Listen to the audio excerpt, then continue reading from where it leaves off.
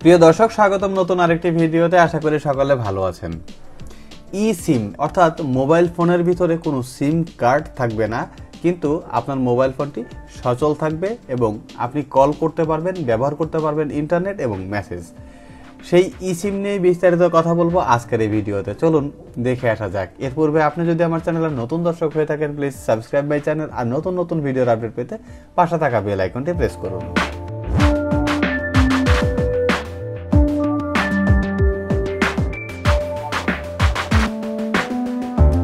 আমরা প্রথমেই গ্রামীণ ফোনের ওয়েবসাইটটিতে প্রবেশ করার চেষ্টা করছি।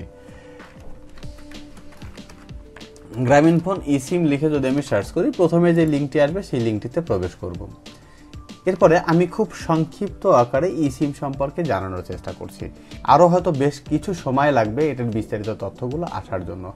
আমরা একটু গ্রামীণ ফোনের ওয়েবসাইটে প্রবেশ করেছি। গ্রামীণ ফোনের হাত ধরেই আমরা ই সিমে প্রবেশ করছি। তাই গ্রামীণ ফোনের ওয়েবসাইটে প্রবেশ করেছি দেখানোর জন্য যে এখানে তারা বিস্তারিতভাবে কি লিখেছেন। লিঙ্কটি ভিডিও ডেসক্রিপশনে দেওয়া থাকবে, আপনারা চাইলে বিস্তারিত পড়ে নিতে পারেন। প্রথমেই জেনে নেব ই সিম কবে থেকে চালু হচ্ছে।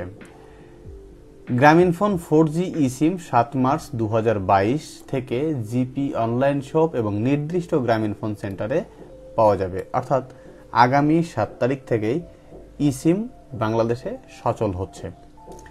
এরপরে রয়েছে ই সিমের আসলে সুবিধা কি। ই সিমের বেসিক্যালি যেটা সুবিধা সেটাই হলো যে এই সিমটি হারানোর কোনো ভয় নেই, এই সিমটি নষ্ট হবার কোনো ভয় নেই, খুব সহজে ইনস্টল করা যায়। আর এটি প্লাস্টিকের না হওয়ার কারণে সিমটি পরিবেশ বান্ধব।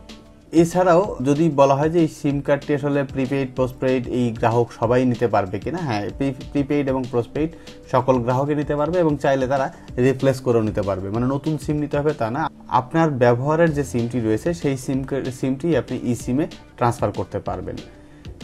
এছাড়াও এই ই সিম আসলে ইনস্টল করার সিস্টেম কি এই মুহূর্তে একেবারে নতুন, যদিও বিস্তারিত তথ্য এখানে দেয়া রয়েছে, কিন্তু আমার কাছে ই সিম অ্যাক্টিভেট করার মতো কোনো মোবাইল এই মুহূর্তে না থাকার কারণে আমি বিস্তারিতটা দেখাতে পারছি না। তবে খুব শীঘ্রই সেটি দেখানোর চেষ্টা করব।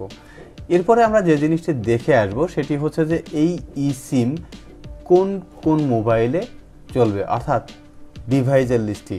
আপনার কাছে যদি কোনো ফিচার ফোন থাকে সেই ফোনে কিন্তু ই সিম চলবে না, বা আমরা সাধারণত অ্যান্ড্রয়েডের যেসব ফোনগুলো ব্যবহার করে থাকি এই ফোনগুলোতে ই সিম চলবে কিনা সে বিষয় নিয়ে দেখব লিস্টে কি দেয়া রয়েছে।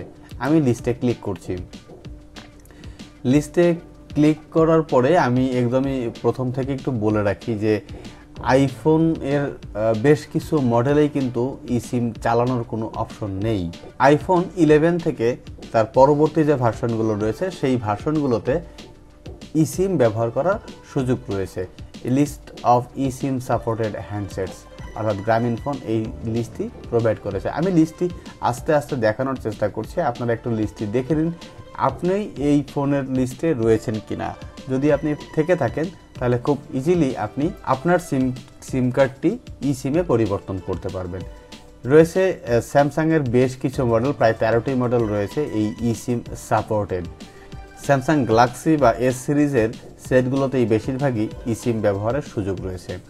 এরপরে রয়েছে গুগল পিক্সেল। গুগল পিক্সেলের 8টি মডেল রয়েছে, pixel 6, 6 Pro, 5, 5G, 4A, 4, 3, 3XL, Google pixel 2।